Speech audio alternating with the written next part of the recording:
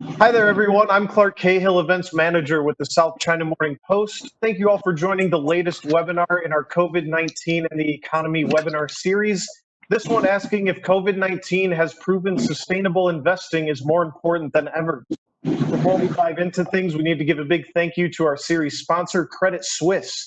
Joining our discussion today are our panelists are Phineas Glover, who is the head of ESG research for Asia Pacific at Credit Suisse, Pamela Marr, who's the executive vice president for knowledge and applications at Fung Academy through the Fung Group, and Esther Ann, who's the chief sustainability officer at City Developments Limited. This panel will be moderated by John Carter, who's a senior editor for the political economy at the South China Morning Post. Without further ado, I'll pass things over to John to dive into the discussion. Good morning, everyone. A pleasure to be here. As Clark introduced, we're going to try to find out what's going on, state of play with sustainable finance and what impact the pandemic has had on it. Phineas, I'd like to turn to you to get us started. So where do we stand with overall ESG sustainable financing in the world, and what impact, or maybe I should say, how big an impact has the pandemic had on it?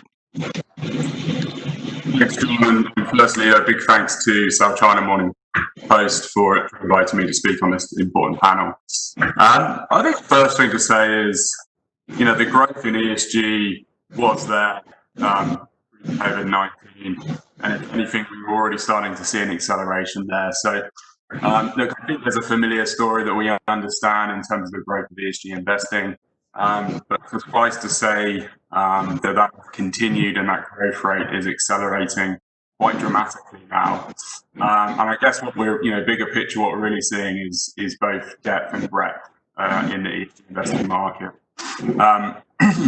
So much so that, if you were to think of ESG actually just as an asset class in its own right, then it would almost certainly be the fastest growing investment asset class globally right now.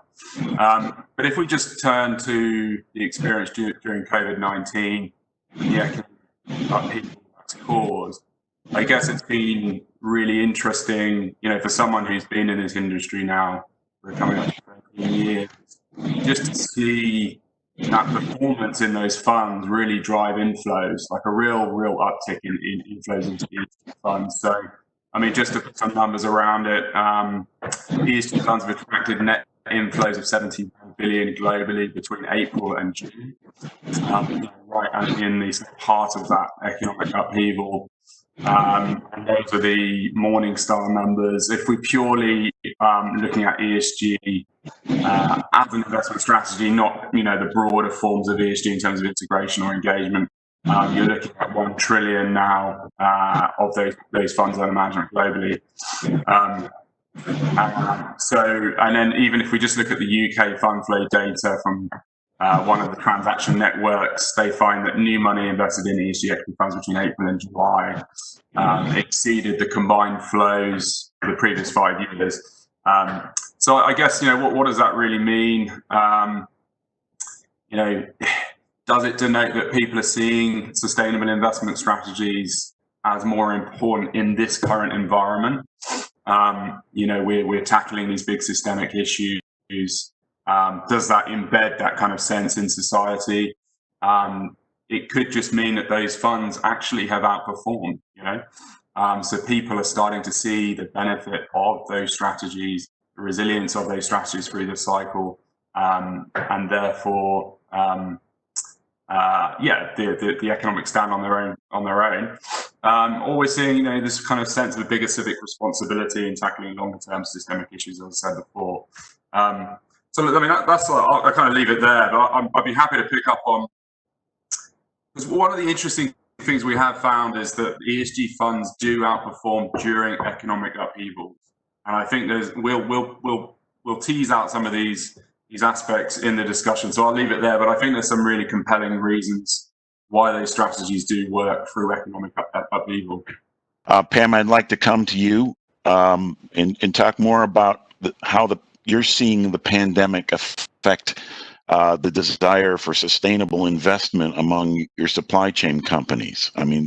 Is there a new awareness of the need for this sustainability, perhaps even survivability in the current climate?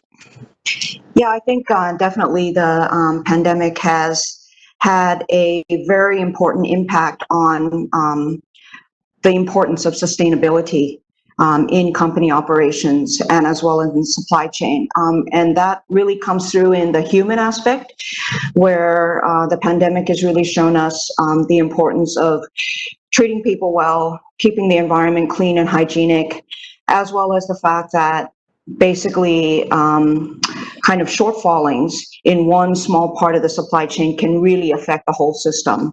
And I think this is true not only on a supply chain basis, but also on a global basis, is that we often forget, everyone talks about the essential workers, but it's really true. Deep in the supply chain, there are people who are working in factories who are basically unseen. And I think the pandemic has showed us that we really have to look out for everybody. So that is actually very, very good.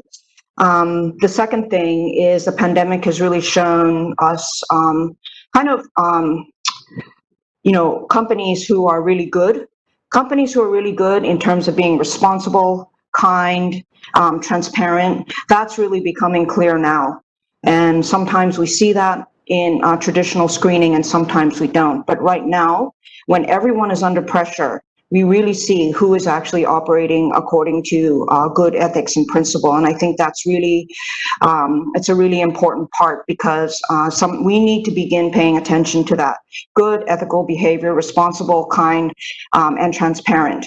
And then the last thing is that, from the aspect of global cooperation, the pandemic really shows us that global cooperation works. Okay, in terms of fighting global challenges. And that's really a lesson for us when it comes time to fighting climate change, because climate change debate is always mired in this kind of really contentious dispute about who's responsible and who should pay and so on. And if we could really switch our mindset to see how do we cooperate more in order to fight a common challenge, that will actually, it will cost us less and it will yield us more results sooner. So the pandemic, we're not through yet, but I think the lessons are already becoming clear, and it's all very good for sustainability. Now, there's the other thing, that the pandemic, basically the drying up of global demand, and some people have called it putting economies into an induced coma.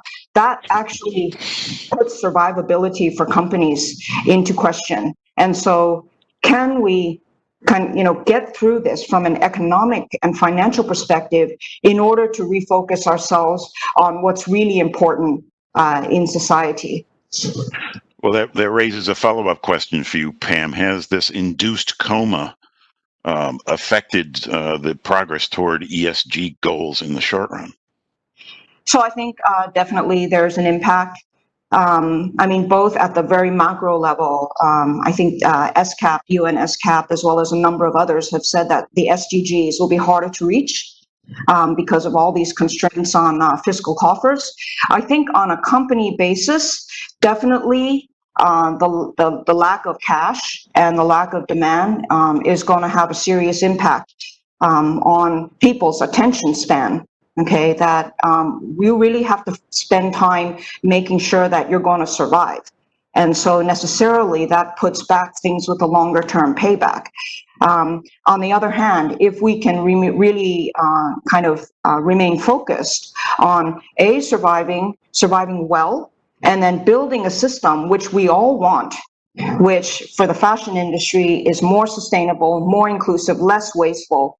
Like, let's not lose the opportunity to really rebuild the economy in the way that everybody knows it should be, which is inclusive and sustainable. That's what we've all been fighting for. The pandemic basically clears the deck, and let's not let that go to waste. A major clarifying moment indeed. Esther, I'd like to come to you and ask what you see at the corporate level in terms of both the practice of sustainability and the impact of the pandemic on it. Well, definitely. Good morning, and thank you for having me. And there have been plenty of report and sharing a variety of leading investors. And one report that actually succinctly, representing my personal view as well, the COVID-19 has not only brought about the greatest recession since World War II, but investors are also calling it the 21st century's first sustainability crisis. And the result is we need to renew the focus of climate change and which actually COVID acting as a very stark wake-up call for decision makers to prioritize a more sustainable approach to investment. This doesn't apply to just equity investors but also impact investor, also businesses like us. We also we're an investee, we're also an investor. So we also set up funds to invest in technology, innovation, not just talking about mitigation, but adaptation. How we can make good use of this opportunity to grow back better, to recover stronger, greener. And this is really a golden opportunity for us to press the reset button. And also look at the whole life cycle of the business. Like, for example, in building sector, we look at, how we acquire land, design, and, towards low carbon, and also how we build and how we engage, and manage the supply chain risks, and how we educate and engage suppliers to go green together. And we talk about, decarbonization is very important for climate change, and digitization is very important. Without connectivities, without, technology and IT support, you and I will not be talking here. So it's a matter of business continuation. Without IT support, without new technology, new solutions, we can't move forward. And I think the good point about sharing of information is very important, whether it is on the national levels to talk about almost every morning, every evening, you will know that the new cases happen in different parts of the world. So that type of sharing of the information and knowledge, and also hopefully sharing of solutions that will help us, all recover together. So the collaboration is very important, and that is the basic principle of the UN SDG, that hopefully we can all, tackle global issues together with global collaborations. So of course, for businesses, we can play a major role. And as you can see that the last 6 months, we definitely see the, rapid growth of interest in ESG investing. And also data show that, company with ESG, focus, and also indices and funds, ESG funds, have outperformed their peers. Thanks, Esther. Phineas, I'd like to come to you on something that Esther just mentioned, digitalization, and how that is affecting the trend towards sustainable finance. And particularly how it enhances transparency. If you could speak to that. Well, look, I think the primary driver of digitization has obviously been the response to COVID-19, the necessity of lockdown. But what we're seeing in our view is that that's driving the kinds of behavioral, cultural changes that would normally take 5 to 10 years. Happen really in a matter of months.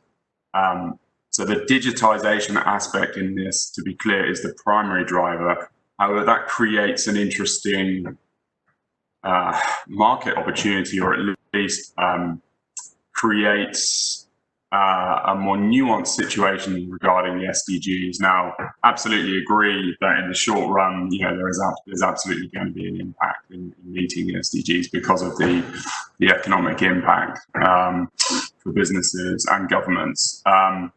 But if we look at some of these behavioural changes and the kinds of digitization we're seeing, that does have some opportunities, and there are some good outcomes there. So.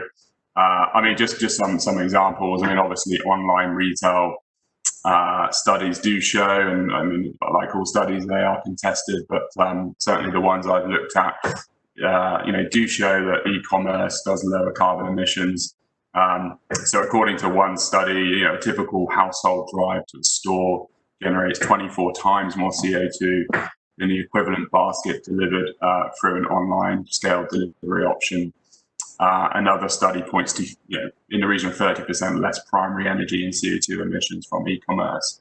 And this is before we start to think about a bigger shift within the retail landscape towards electrification. So this is even taking account of just the scale benefit of those deliveries. If we had a bigger shift within those logistical networks towards more efficient, energy efficient EVs, etc., you would see a more transformative result. Clearly, we're seeing a work from home aspect here. A survey of CEOs, the Gartner survey finds that 75% of companies will shift at least 5% of their workforce to being fully remote post-COVID.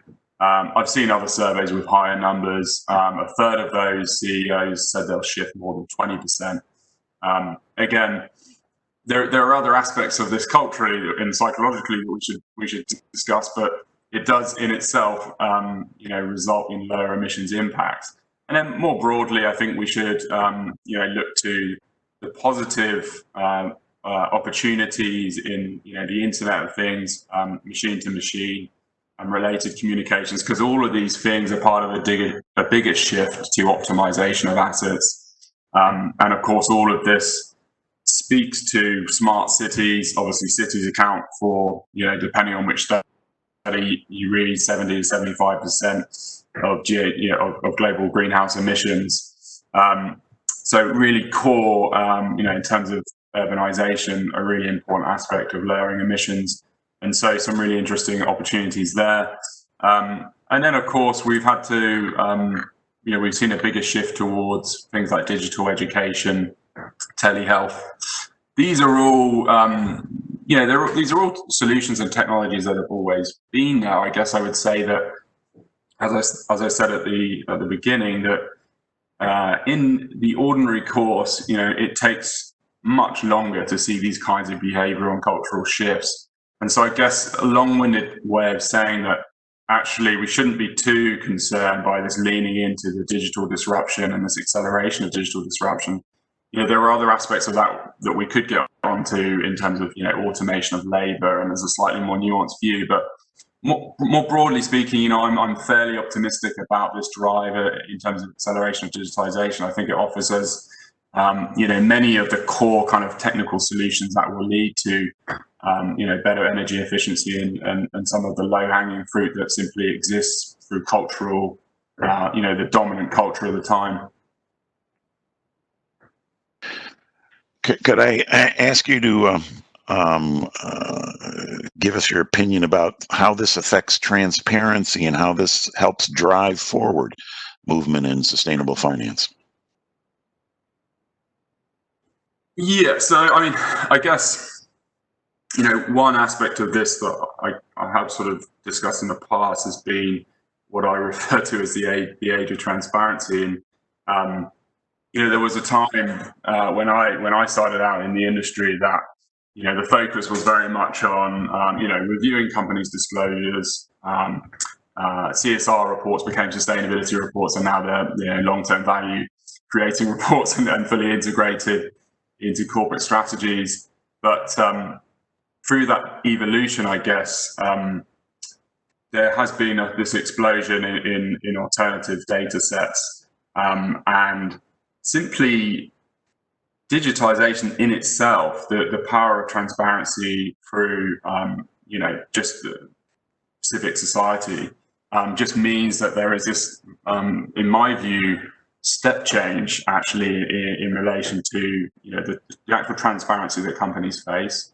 Whether it's simply a consumer reviewing the supply chain because actually this information is available, we can review aspects of that supply chain. There are now apps that will actually give a consumer a view, a snapshot on the risk of modern slavery being in that company's supply chain.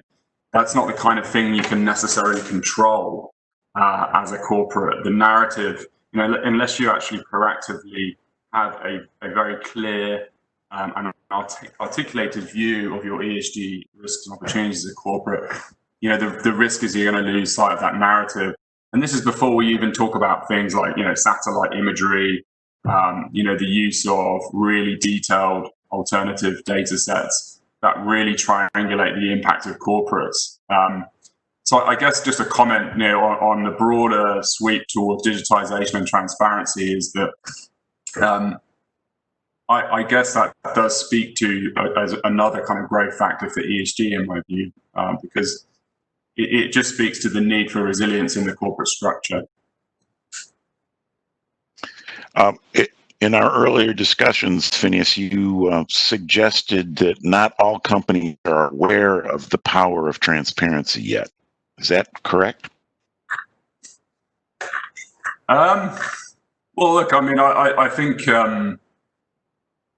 I guess the speed, the momentum behind the increase in this transparency is what's really surprising me. And I guess when you connect these dots, and you know, both as a consumer and a saver, I can see how I can go and I can actually find reviews of the ESG performance of a corporate, the impact of a product, let alone a corporate that's been sold by the corporate.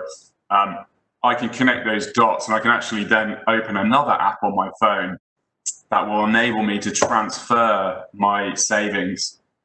Right. So the cycle, the chain from the actual real whole face of the economy, the decisions that are made are being that chain is being connected through that digitization in such a manifest way that as a consumer, it's so, you know, it's so much more easy for me to actually change my consumer choice with that information, and then actually change my allocation of savings. So that for me sharpens, it actually accelerates the incorporation of these factors into the cost of capital, right? And therefore, even ex-ESG funds as a concept, I think it drives behavior just purely through the consumer as well. Pam, I'd like to come to you. You have your mic off, Pam. There we go. I wanted to ask you about what you see in terms of how transparency is affecting your supply chains, particularly in the fashion industry, because of, in particular, the fashion industry is very sensitive to labor questions. Yeah. What do you see at the moment? Is this transparency driving change in terms of sustainable finance, in terms of sustainable operations? Yeah, so definitely, basically everything that Phineas said on the macro level is actually happening at the micro level too.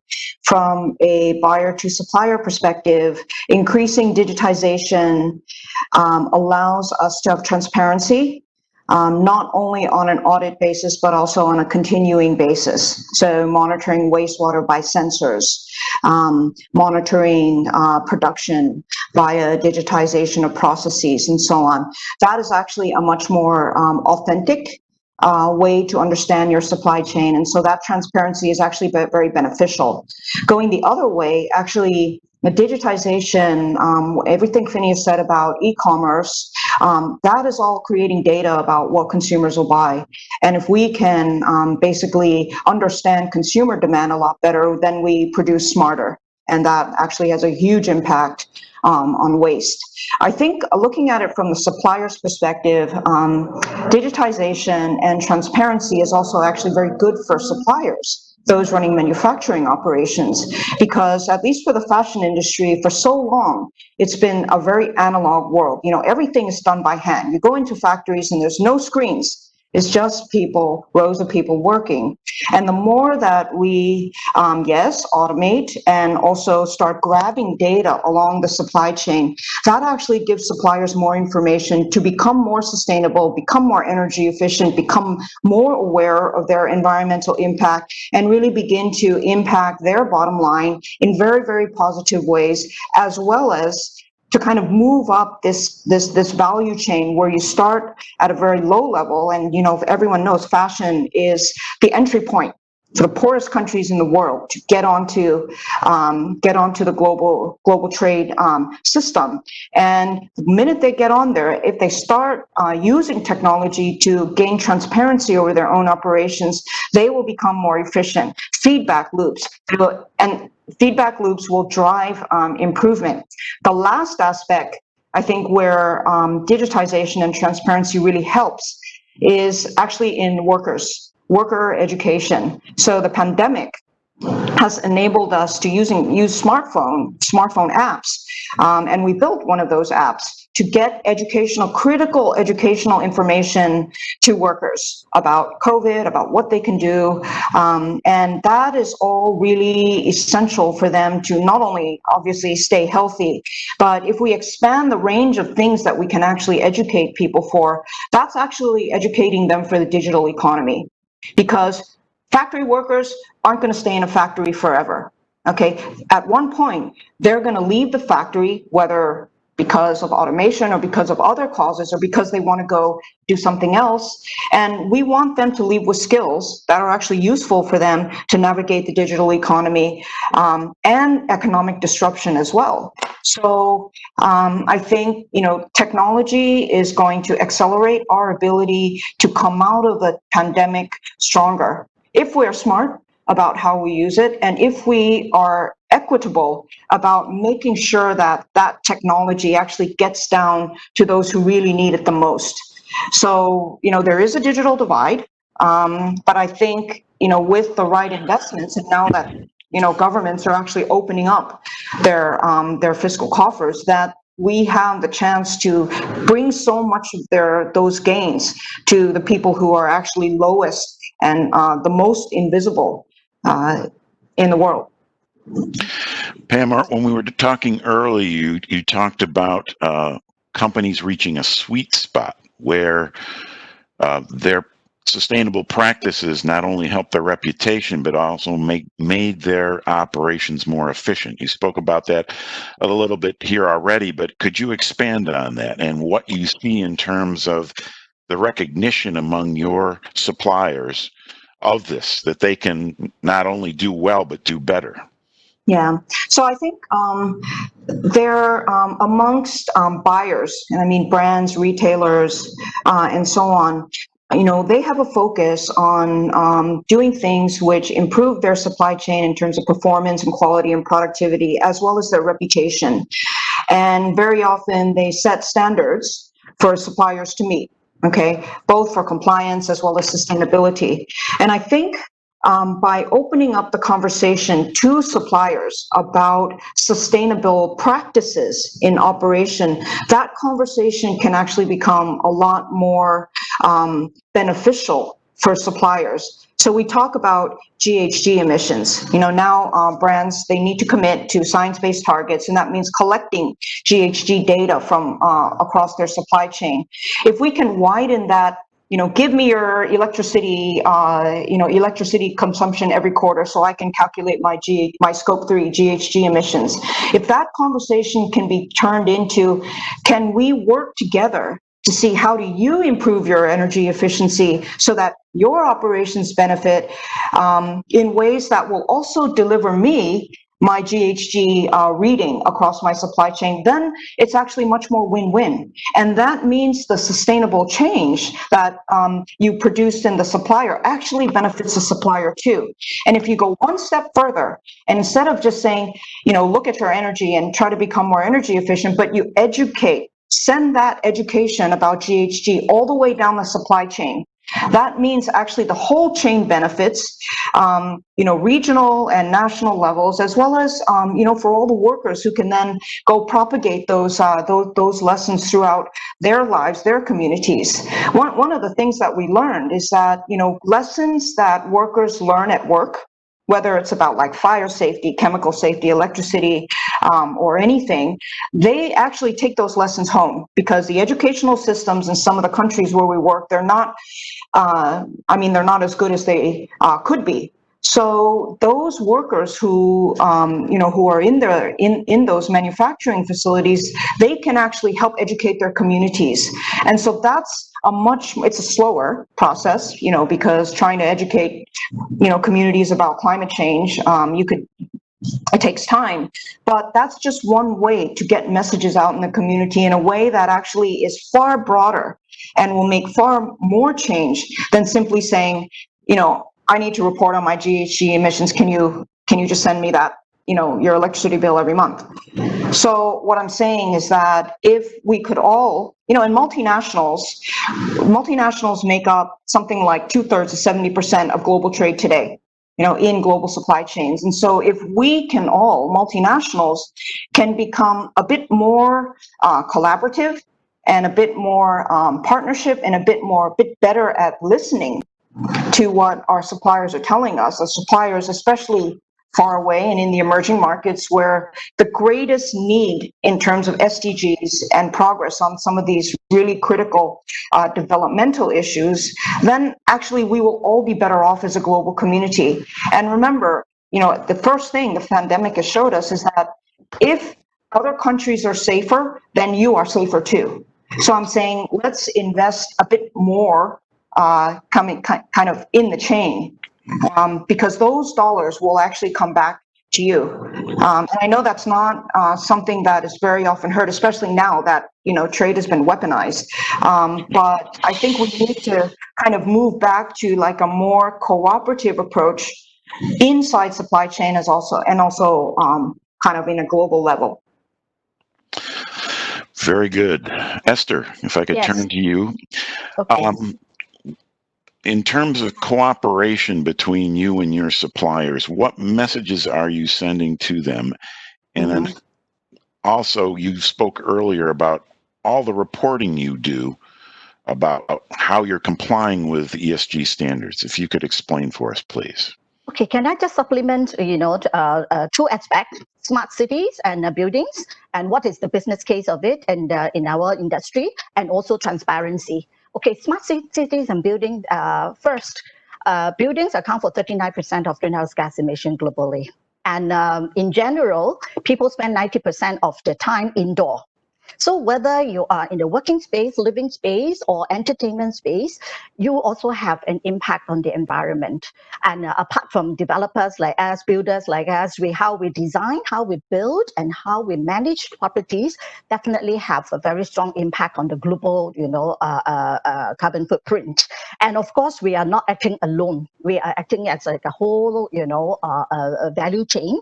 And suppliers engagement, contractors engagement is very important. In order to be invited to our, next tender, the contract come with green and responsible procurement. We have very stringent and robust EHS policy looking at the environment, the health and safety of our workers, and we hold contractors responsible. And every quarterly, we have an audit with the external auditor to look at their EHS data and sit them down together, to in a very transparent and open manner to share whether there has been any non-compliance in terms of pollution, any safety non-compliance and all that openly. So with peers pressure, peers competition and all that, they will definitely move up. And we have started doing it since 2003. And of course, carbon footprint is one major aspect of business, because the cost of inaction, the carbon tax, we are not looking at just Singapore alone. We're operating in 20 over countries and all that. So the cost of inaction, the cost of carbon will be a big impact on the financial capitals. Okay, that's why 2 years ago we have already set the SBTI, science-based target reduction targets. And setting targets is one thing. How do you track? How do you report and disclose is very important, because we are all living in a very transparent world. Even you want to keep hush-hush, the investor will not let you go. Okay, there are so many investors coming out to really punish companies that are due to climate inaction with the voting right and all that. So I think the independent assessments by the global rating agencies are also very stringent and very frequent, communication with them. I think for us, we have also established not just an annual sustainability report, but a quarterly report. And it is all online and 24/7. And if the way to really communicate is, to be prompt, to be transparent, to offer information rather than, they knock on your door, then you slowly collate, answer. So dealing with supplier, dealing with regulators, dealing with, financier and investors, all these have a very strong impact on the overall operational efficiency and also the financial capital. And with greater transparency, in fact, it helps us to access to funds. not just about ESG investment, but also talking about sustainable, and a green bond. And we issued our first green bond in Singapore in 2017. And the sustainability-linked loan has been really growing fast and furious over especially the last 1 year. And during the pandemic, a lot of companies definitely need funds. So if you don't have a good ESG, report card, banks are going to assess you, differently, your credit worthiness. And of course, based on UNDP, the financial initiative, they look at 3 aspects, which is the global trend, which is the sustainable, responsible investing, responsible lending, and last but not least is very important, which is sustainable insurance. So with asset owners like us, we have so many buildings worldwide. Are we well prepared? That's why we have also conducted 2 rounds of climate change scenario planning. We are not looking at the past or present. We are looking at future. By 2030, during these 10 years, what if rising sea level? What is the likely financial impact on your assets? What are the transitional risks and what are the physical risks? So all these we have to proactively looking at it. If we are not looking at short term, we are not looking at just meeting the quarterly report, the results estimate anymore. And investor also look at company with long-term strategy. If you don't have like a climate strategy, you don't have a carbon strategy, you only set target but without tracking, without disclosure, all these will become a very important aspect of when they make investment decision. Very good. Phineas, and for all of you, in the few minutes we have left, I would like to turn to unpacking one aspect, one part of the ESG trinity.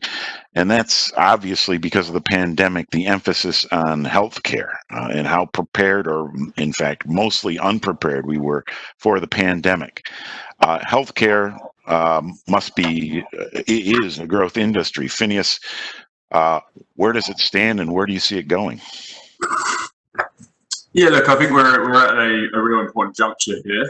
In the same way we've talked about the green recovery offering opportunity to invest and stimulate jobs and growth in the short term, at the same time tackle the next major systemic crisis of climate change. I think that the health, the health recovery, if you like, offers an interesting and similar parallel in the sense that I believe that through this period we may see a more interventionist and preventative approach to healthcare policy by governments. So I think there's a similar parallel with the green recovery. Governments have a unique opportunity to align tax raising policies for fiscal repair with social policies which would lower the burden on the health system on a sustainable basis. From an investment perspective, that clearly creates risk and opportunities across different sectors. At the end of the day, government deficits, as we've already said, are the highest they've been since 1944 in the UK and the US. Healthcare, a major contributor in terms of deterioration of the fiscal arithmetic. So, look, I definitely think we're moving into a very interesting period. I think, just in the interest of brevity, I would probably flag 2 areas where there, are compelling drivers and compelling arguments for a shift in government approach. One such candidate would be policy interventions around obesity. It's now evident that patients contracting COVID-19 with underlying health conditions, particularly obesity and diabetes, were much more severely impacted.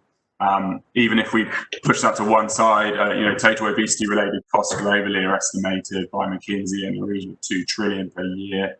Beyond that, there are additional indirect costs related to reduced productivity, increased absenteeism, early retirement, etc. This is an area that is not new. This has been an interesting area, an investment theme in its own right already. I just believe that governments will be given a mandate to be more interventional in this respect, and that could mean support for the health and wellness food market, commercial weight loss, diet and nutrition, activewear. At the same time, it also creates structural risk in areas like sugar taxes, consumer switching. So that in itself is a very interesting theme. Just quickly moving through, I think the other very clear theme that's come out of COVID-19 is just an increased awareness of the impact of air pollution, given the declines we've seen. So very much, there is a much stronger awareness, in my view, that air pollution represents a substantial and avoidable cost to nations' healthcare spending. Happy to go through some of the numbers, but they're fairly astonishing in terms of the number of people that die prematurely and as a result of air pollution and some of the World Health Organization studies. But I suppose suffice to say, from an investment perspective, you're looking at things that could create real major catalysts for industry structures in the short term, right? So you could see removing fossil fuel subsidies. Globally, it's estimated that by 2050, subsidies could decline from 634 billion US to 475, based on rising concerns over the increasing cost of air pollution. You could see an acceleration of targets to ban ICE cars, higher fuel taxes, and fuel efficiency standards. So these are all really important drivers for the for investments. Pam, if I could come to you, and if you could talk about the increased awareness of health concerns among your supply chain companies, because obviously it directly affects their ability to produce, to distribute, to sell their products. Mm-hmm. Yeah, so basically, we already knew, even before COVID-19, that improving employees' health, just basic health and hygiene, actually produces productivity benefits for factory operations. We trained on 200,000 workers in our factories in the Fung Group network on health issues between 2015 and 2019, and we saw those productivity benefits in the numbers, and not only productivity but also happiness amongst the workers, which then further improves turnover rates. It lowers turnover rates in terms of workers leaving, and also improves productivity. So, and that's not even mentioning the personal benefits which the workers got in terms of sharing health information with their families and so on. So definitely the pandemic has shown a light on the importance of health as the fundamental kind of development issues, as well as operational issues.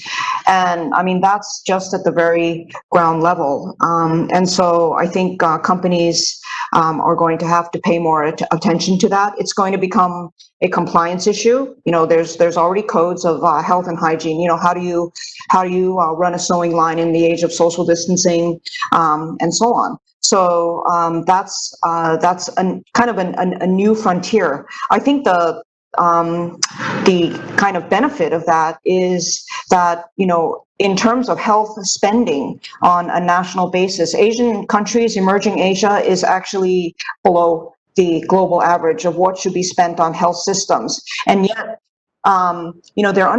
governments are under pressure. They have so many priorities, poverty, education, investment, and so on. And so I think the pandemic is going to make them realize that if you don't have health, you're not going to progress as a nation. Okay, same thing in companies. And so I think that realization and really building up health systems using the power of technology, that's the thing, is that now emerging Asia, they're coming on to building their health system in the digital economy, which means that they can basically leapfrog all of those, paper-based systems and so on, and they can actually build the health system that's fit for the 21st century. And that's a huge opportunity. And I think we should be doing everything we can to make this appeal. And then the same thing goes for education as well.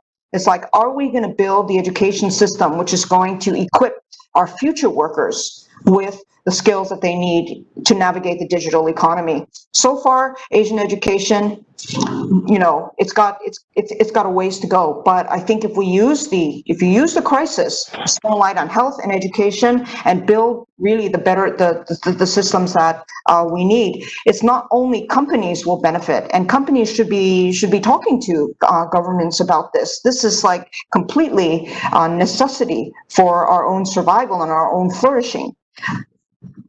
Very good. Esther, in your industry, what do you see in terms of health? I mean, you're being in Singapore, obviously, a good part of your COVID outbreak was among guest workers there. I mean, how has that impacted your industry, both in Singapore and in the rest of Asia?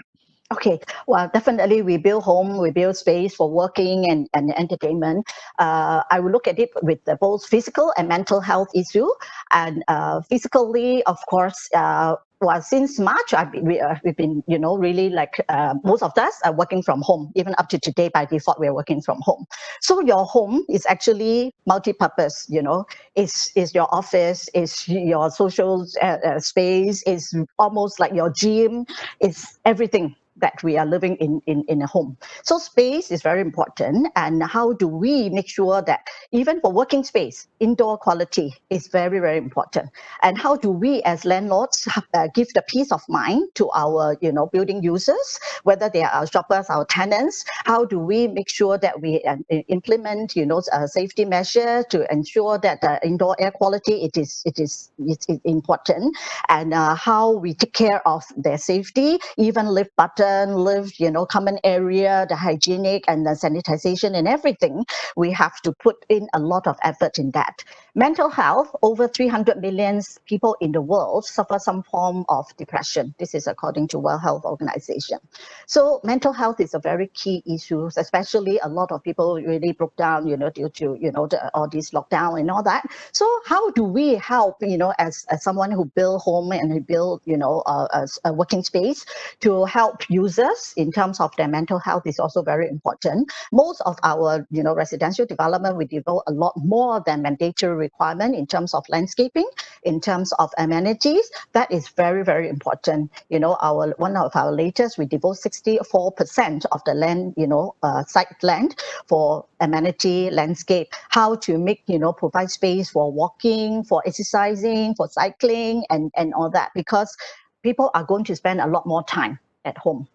And I think, both, at work also we need the space. The design of offices will be quite different. You can't cram everybody, that you don't even have like a so-called 1 meters, or 2 meters safe distancing. So it does affect everything. And of course, migrant workers. And we hear people, talking about how, lucky they are in terms of like when they are well taken care of, when, in the Singapore work site. We really test them, very robust testing, and take care of, the ministry themselves actually take good care of those who are under quarantine, feed them 6 meals a day. And I think they are really very well taken care of. And corporates like us, we also, give them, we even do a research on what else do they need apart from the 6 meals. So the number one request is actually Wi-Fi access and, phone card, because they need to connect with home. And that is very important for them, because the wife and the family at home want to see the father's face, and through, Skype chat and all that. So these are the things that we have, gone to the extent of like, not just looking at, we just feed them, make sure they are, given medical, support. That's it. We are not looking at that. And now we are actually, bringing some workers back to, to resume construction. Economy has to go on, but how well prepared we are, in terms of like the space, in terms of, the solutions to bring people back to work. That is something that we have been, working really hard and collaborating with the government. You can't do it alone. So public-private sector, people sectors, collaboration is very important. No one can save the world alone. Yeah. So I think, these are the issues that we have been looking at as a developer, as a builder, as a landlord. Thank you, Esther. I'm going to turn it back over to Clark now for the Q&A session. Thanks, John. So yeah, we have quite a lot of questions coming in from the audience. So I do apologize. We're probably not going to be able to touch all of these in the final 10 minutes or so that we have. But along with that, I'll ask our panelists to try to keep your answers as brief as possible so we can get to as many as we can. This first one here, and again, try to keep this brief because I think each of you could probably talk for a very long time on each of these, but I'll just ask, choose one. This question's from Miguel Ladrone. What strategy is most compelling? Thematic investment, e.g. clean technology or renewable energy, impact investment, i.e. investing in disruptive or game-changing enterprises, or wider ESG funds, which would include a wide array of companies which could be at the forefront of ESG compliance on the whole. Maybe we can start with Phineas on this one. Phineas, you're muted.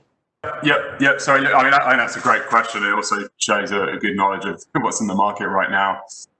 I think what I'd say is, the broader ESG integration, I think of that as just, investing 2.0, a better incorporation of risk and opportunity over the long term, which is a different thing, and you can apply that to different investment strategies. But as long as you understand, what you're buying into, thematic investment offers a clarity of purpose. You are exposed to the structural opportunity of businesses that will create solutions for things like water scarcity, one of the biggest challenges facing us over the next 10 or so years, and other thematic opportunities. So you will have pure exposure to that investment theme. Impact investing offers you that hopefully that assurance that there is that additionality. So that can be through is more through the existing operations of the business, really. So the actual proceeds going to an activity or a change in a business that will actually fully lower the impact, and you can show that through some form of additionality. So that's a slightly different thing. Hopefully that helps, but they're all three quite different things. I'll leave it there. Let's go with Esther. What are your thoughts on that one?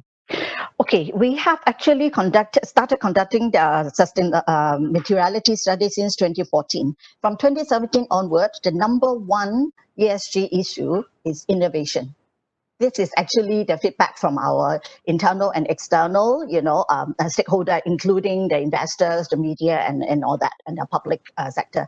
So that is a very good guide and also a good reflection of what investors are looking at. We are looking at long term. We are not looking at immediate. So only with innovations, you can really make the quantum leap. You can really move the needle. And with that, technology is not cheap. So how do we look at investment? How do we assess fund to really look at, investing in innovation and solutions that we have, like prefabricated and finished technologies that can raise construction productivities by 30 to 40%. Without technology, you can't, reduce reliance on manpower. You can't raise the safety, working environment. Without technology, you can't really move the needle as much as what we want. So innovation to us is very important, and you have to put money where your mouth is. So investment is important. Yeah. And Pamela? Yeah, I think from the company perspective, hearing about all of these investors' questions is actually just a good thing. So whether it's coming from impact, thematic, or general investors, the important thing is, do you have a solid strategy which is well integrated? Because if you're just chasing investment, the single dollar who wants to know about XYZ factor, that's not actually going to be sustainable for you in the long term. You got to make sure that you have a solid strategy that is backed up by operations, and that you're being transparent about it. So from a company perspective, I think the more vehicles that investors have to express their sustainability and their interest in sustainability and company sustainability, the better. Okay, because we shouldn't be stuck with one blueprint. We should be creating those additional vehicles, because especially when the Asian middle class comes online, as it has, it's gonna grow, and they're gonna actually want to invest, and they're gonna want to express their interest in sustainability as well. So we need to be creating more vehicles for people to do that, and companies need to be paying attention to that. Thanks, Pamela. So I think this may be our last one. I think each of you can probably spend a minute or two answering this one. I'm going to combine two questions. I think they're somewhat related.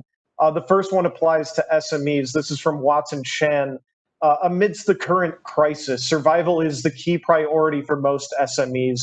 What advice do the panelists have for SMEs from the perspective of ESG? And the other question I'm going to lump onto this from Martina M. In trying to promote business shifts to create shared value, how would you persuade leaders that while firefighting the pandemic and recession, it is possible and necessary to strategize for long-term sustainable transformation?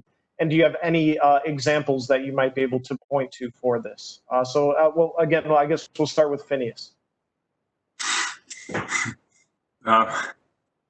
Sorry, there's quite a lot there for the last sort of word. I mean, look, I guess in my own view, the microcosm or, the context within which we see a larger company, the similar principles and concepts do apply for an SME. Obviously, the funding structure is different.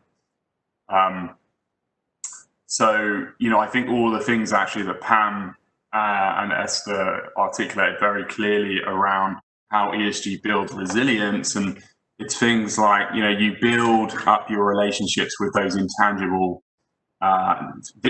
forms of capital over time. So you have these critical stakeholder relationships. In some respects, you might argue those are even more important in an SME context, whether it's your regulator, communities, suppliers, or human capital. In a normal course, you accrete these intangibles over time, and ordinarily they would kind of crystallize, over a longer period of time, and you see the benefit of those relationships. I guess what I would say is that, through a period of economic dislocation, it's that, the crystallization of those relationships just becomes much more evident. And that's, in my view, what builds the resilience.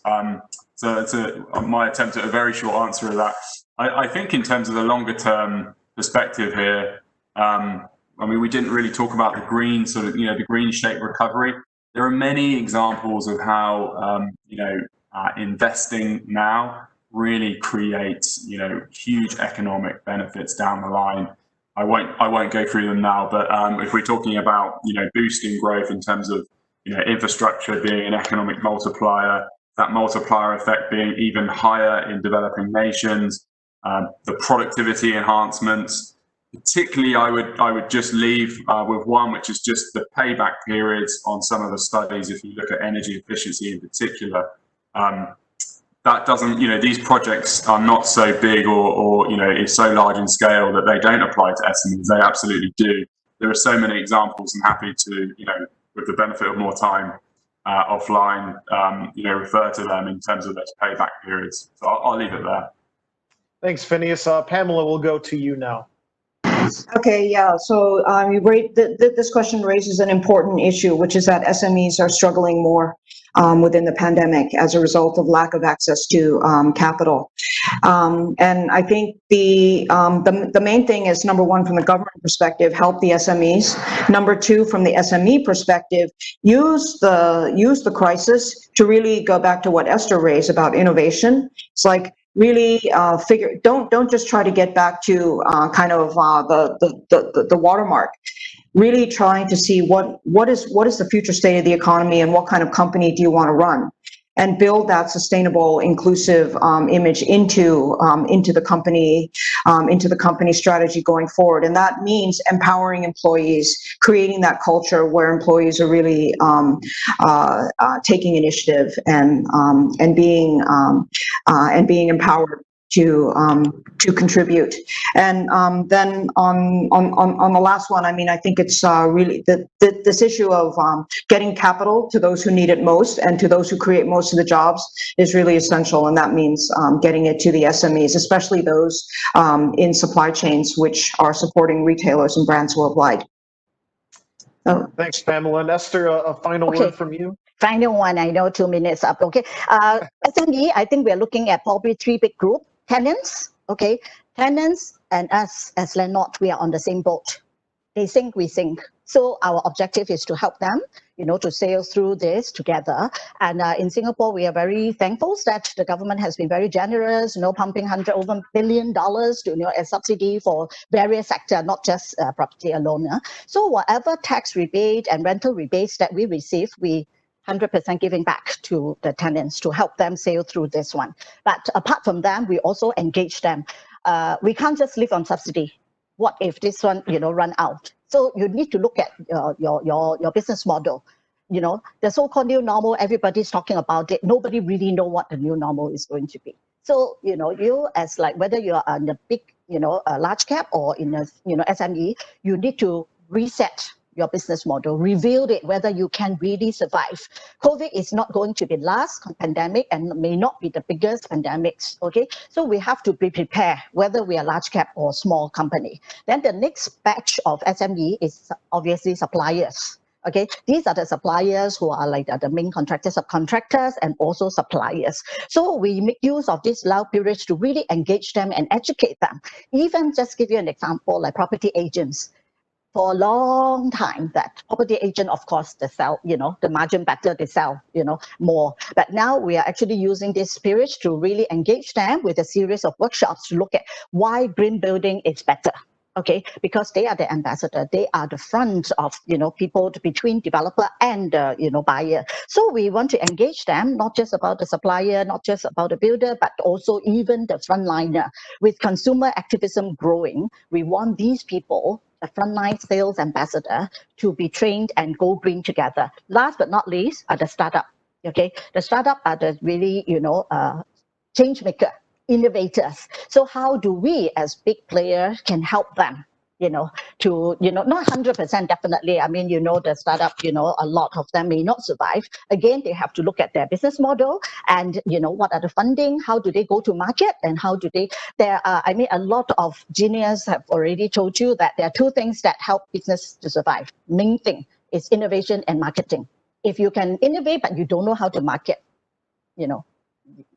it's not going to create a positive impact. So I think as a developer, a sizable company, we do hold the hand of our SME in our niche, and hopefully we can all recover better, stronger, and greener. Thank you, Esther. Unfortunately, that is all the time we have. Big thank you to all of our panelists, Phineas, Pamela, and Esther, for sharing their time and expertise over the last hour. And of course, thank you to John for his excellent moderating. A big thank you as well to Credit Suisse for their generous support in sponsoring this series. For the latest information on the next webinar in this series, make sure to check out the COVID-19 and Economy website at sceconomy.scmp.com, or you can scan the QR code that you see on your screen right now. Thank you to everyone for joining. We really hope you enjoyed this session, and we look forward to welcoming you next time. Thanks, everyone. Thanks, guys. Bye-bye. Bye.